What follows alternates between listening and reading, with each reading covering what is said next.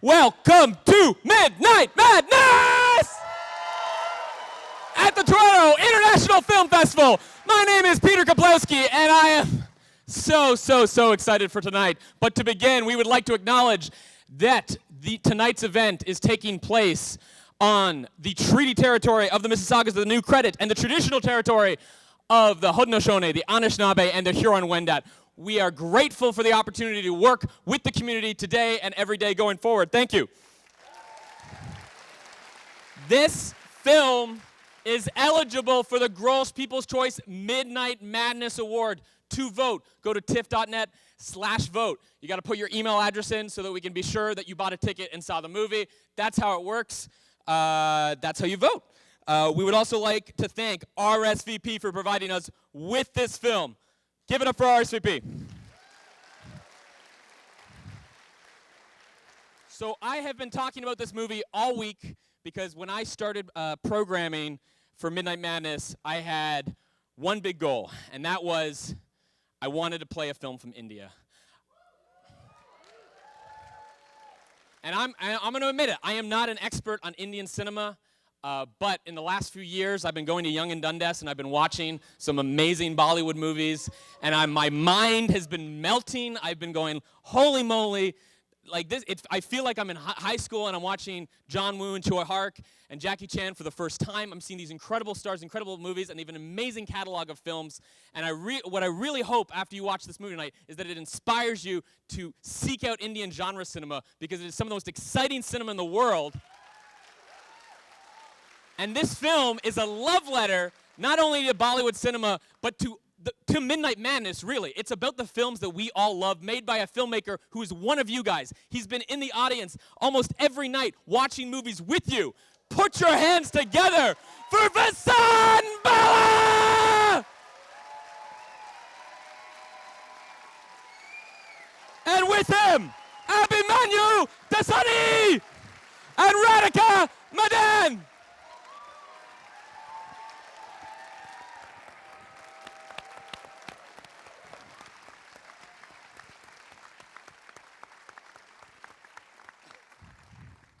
So what would you like to say to this audience? Oh, I've just heard about this. I'd come the other day to watch Assassination Nation and kind of got a taste for it. And yeah, I mean, and this is how I watched movies when I was a kid. And to be coming with this film, with this kind of an audience, I think, it's a dream come true. Wouldn't have had it any other way. Thank you so much. Thank you. So, I wanted to do something special tonight because we're almost at the end of the festival and we've seen a lot of amazing movies. And we're also about to watch a Bollywood film. And the great things about Indian cinema and Indian genre cinema is that it's all genres. It's a hybrid of genres. And you know there's going to be some great music. So I prepared a little thing. It's with the help of Landon Zackheim, who wrote this, and with many apologies to Lin-Manuel Miranda. I'd like to start the backing music, please.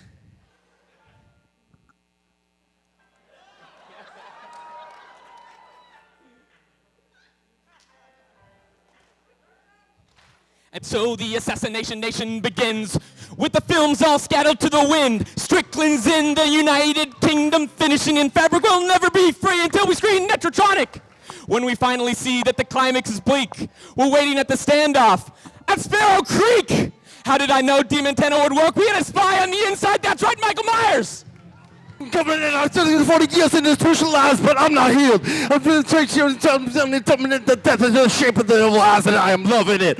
Now all these scenes, he be acting like some Buffy and saying shit now, somebody gotta muzzle it. Michael Audrey Myers, you got no introduction, and you knock me down and get the fuck back up again. We negotiate the terms of our screening slots. I see Colin Getty's smile. We escort their fans out of Ryerson. They stagger home, single file, tens of thousands of people's ballot choice winners. There are beach balls thrown and air horns ringing, and as the predator retreats, I hear the Midnight Madness song they're singing. The man who feels no pain. The man who feels no pain. The man who feels no pain. The man who feels no pain. Woo! Let's watch this movie!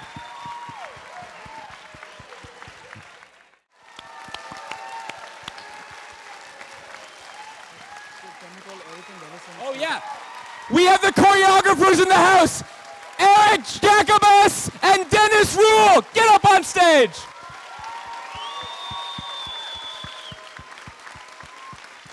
Woo!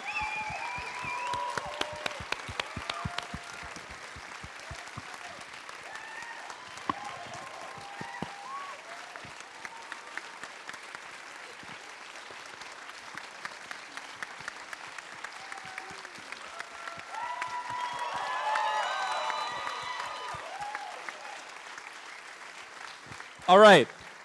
You guys figure out some questions. I'm going to start this thing off. All right. Yeah, that was so much fun. Okay, Vasan, is this at all autobiographical? A few things happened.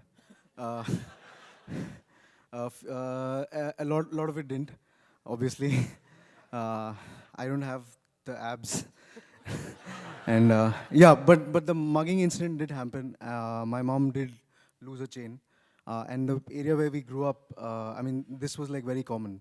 And I had once seen her come back home, and and she looked shaken. And I came to know that this had happened. And so I would go to the street and just stand there thinking, those muggers will be coming back, and I'll probably take care of them.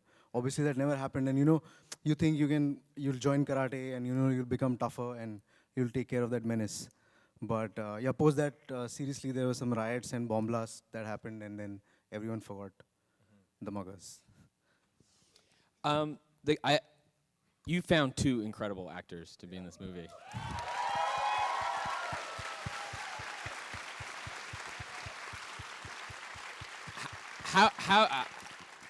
How did you go about getting them involved? What was the process in casting and finding them? And what was it like to be in the film and learning all the martial arts to the cast? Yes. Yeah, so it was like a long process. I mean, it took at least a year. We were trying to test actors. We were trying to test martial artists, everyone.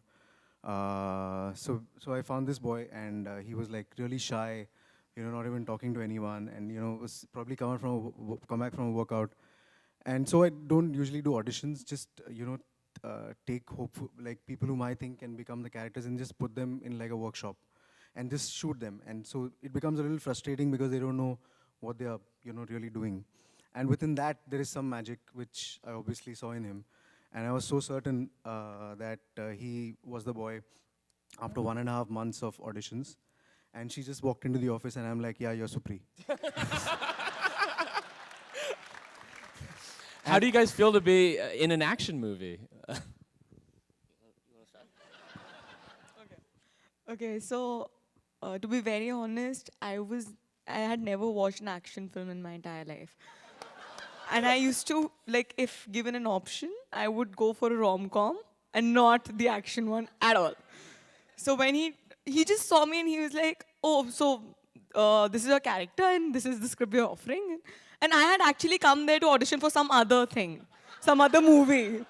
It was a very romantic movie, and like the typical Bollywood movie, and I was so excited for it. He just pulled me, and he was like, so this is the film, and you're selected. And I was like, sir, okay, the script is great, but I don't like action. He was like, don't worry. So I had to go through a very intensive training, and he gave me a list of films that I had to watch. Ooh, what was down that list? Do you remember? Like a lot of action films. And I used to make myself sit in front of the television and watch the film. Like it, Radhika, like it. So that was the process for me. So I trained myself for good 8-9 months, and lived the life of a martial artist. And that's how it happened for me. And then I became passionate, of course. Amazing. Yeah, he was already passionate.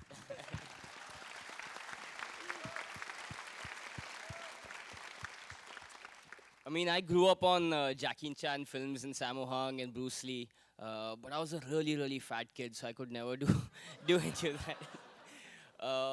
But after spending those 1.5 months with Vasan sir, I kind of had a bond with him, and I just knew that I wanted to work with him. It didn't matter what he was working on. And when he told me about this, it was like bringing all my childhood dreams back to life. So the next 8 months, I mean, the only thing I saw, ate, lived in was martial arts. So this was all 8 months between her and me. Yeah. That's amazing. And now, speaking of the training, I'd love to hear from the masters on the stage, Eric and Dennis. How did you get involved? I don't know if anyone is familiar with these guys. They're amazing stunt performers and choreographers. They've made a bunch of amazing lo-fi, low-budget, independent martial art films that you should absolutely check out. You can check out this short film, Rope-a-Dope, that is amazing, that I played at Toronto After Dark a few years ago. But how did you guys get involved in this movie? I think Vasan just emailed me and he said, "Hey, I saw Rope-a-Dope. I want you to do it in India." And Dennis and I did Rope-a-Dope in 2013, and Rope-a-Dope is like two stunt guys playing the main roles and doing all the acting. There's no doubling. It's kind of a Hong Kong style of a shoot. And I told Vasan, I was like, "You want to make a Bollywood movie like that? Are you sure? You know what that means? That means like no stunt doubles.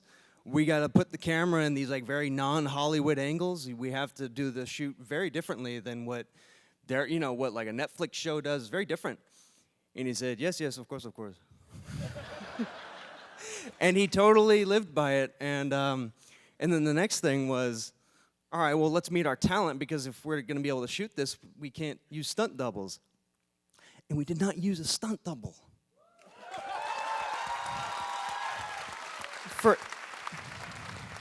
I challenge you to watch this and find one.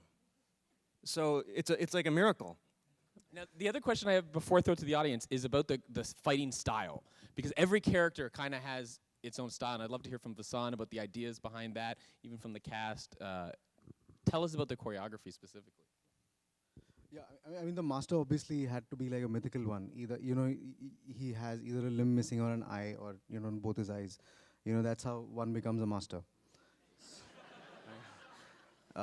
So the 100-man fight, it comes from the Kyokushin discipline, but no Indian has ever done it, but we've kind of gone with that myth. So that was like one of the main inspirations to start with. And then obviously, this guy watches movies, and Eric and Dennis came up with this whole thing of Supri having her scarf as a weapon. And that, I thought, was like one of the most brilliant ideas I've ever seen or heard. And I mean, though, when I think for the first time when I told her that's what it's going to be, I think she was like really. But on all the previous videos that they used to send me, I mean, I could see so much potential in them. And, just see her kind of, use that scarf, which is like pretty unique. And I hope, back home people actually use that. There are some incidents that are happening which I'm not too proud to share that, and probably could be useful. And with more detail and more passion and more things, I think Eric will fill it up. I would also like to talk about the third man who's not here, Gulshan, who played Karate Money. Jimmy and Manny. I don't know if people realize that was literally the same actor for both characters. It's amazing performance. Jimmy and Manny. Yeah. Wow. When we did, the reason we really wanted to do this job too is because it's a choreographer's dream to have a guy on one leg and a guy who can't feel pain, and someone wearing and a woman wearing a scarf who's not a superhero. It's like she's among heroes. She has to use her head. She has to use an object, and so we have three very different styles that we get to work with. So we were in heaven when we were doing this. And so it was like a playground working with Vasan, and he would always throw in his 2 cents, and that was like a long back and forth for a month between us. And we really just kind of built all that from the ground up with him and our stunt team, and with the actors too. They would give a lot of input. I got no complaints. Do we have questions from the audience? Come on. Yes, right there.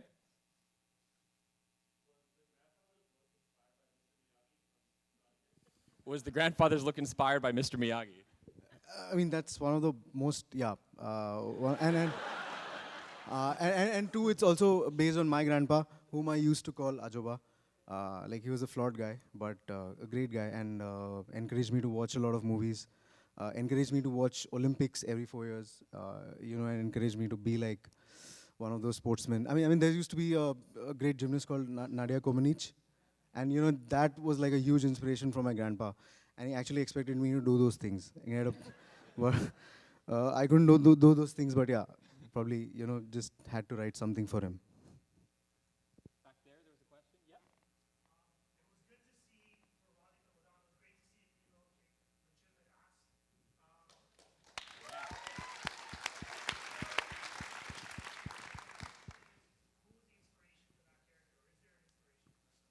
The question was the inspiration for Radhika's character.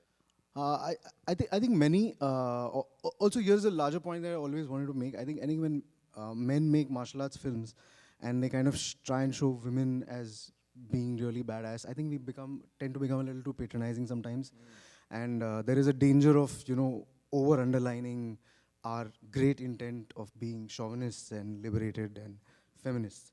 But I think with Supri's character, I think I was at least very conscious that it's not patronizing, but it is okay to kick ass. It is okay to be vulnerable. It is okay to cry. It is okay to show all your emotions, and you can still be badass. And it's not just the Nike ads, where you're like looking very intently into the screen and just are badass 24/7.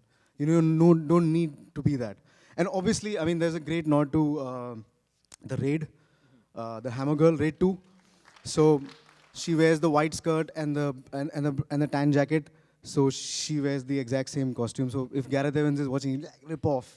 And, We'll tell Gareth. yeah. Other question. Yes, right there as well. How much water do you drink? 6 liters a day.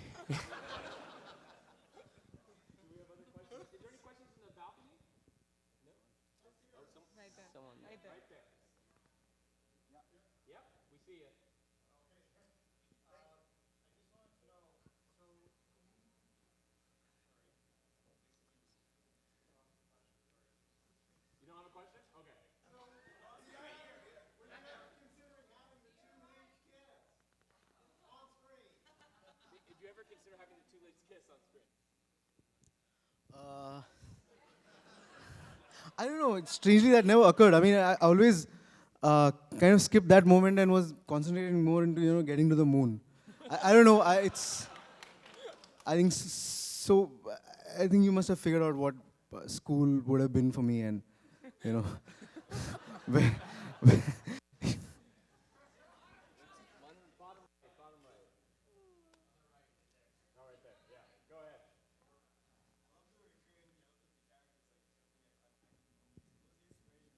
What was the inspiration? Sorry. that's like want to repeat it for the balcony. yeah. Sorry. The inspiration for characters tripping and like undercutting those moments. I think the oldest action comedies ever made were Buster Keaton and Charlie Chaplin, and every joke starts with someone tripping, and I think those were the first action comedies made by two of the greatest stuntmen ever, and so that had to be a part of this film. Do you have a final count for the number of homages and references you have in that movie? Do you have a final count for the amount of references there are in this film? No, I don't really have a count, but yeah, it's Hindi, Hollywood, Hong Kong, also Southern India, a lot of it, yeah. Yeah. A lot of. We have time for one more question. Thank you for coming. I really love Bollywood films. I think my girlfriend is from the country and grew up in Canada, and now she loves Bollywood films all the time. I just wanted to know, the kid that we cast, was he the kid in Jude 1 2? Is that the same kid? Oh, wow. Yeah, he's amazing. He's amazing.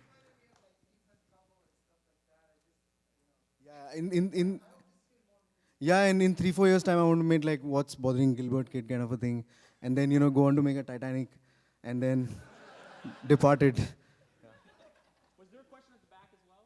There that you were waving your phone, or was that just so that we could see the guys? Okay. No. All right. What's next? Will there be a sequel? Will there be a sequel?